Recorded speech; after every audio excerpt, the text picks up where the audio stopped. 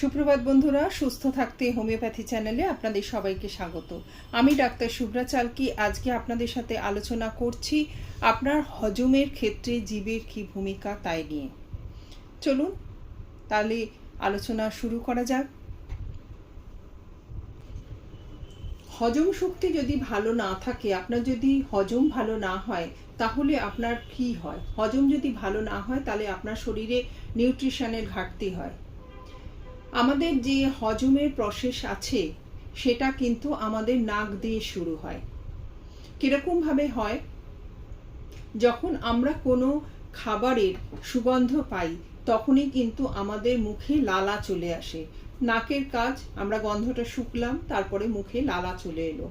এবং সেই সময় আমরা যদি কোনো খাবার খাই তাহলে সেই জিভে থাকা একটা লিঙ্গুয়াল লাইপেজ নামে যে এনজাইম থাকে জিভের গ্রন্থি থেকে, যেটা নিঃসৃত হয়, এটা কাজ করতে শুরু করে। এটা কি করে? এই এনজাইমটা আপনি যে ফ্যাট খাবারটা খাচ্ছেন সেটা ভাঙতে সাহায্য করে। মুখের লালা গ্রন্থি থেকে লালা উৎপাদিত হয়।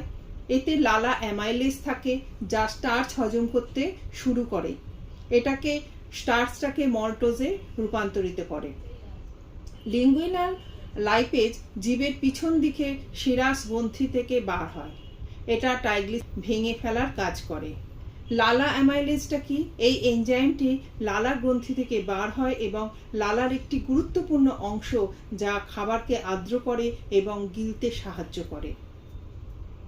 নমস্কার, ধন্যবাদ, ভালো থাকবেন, হোমিওপ্যাথির সাথে থাকবেন।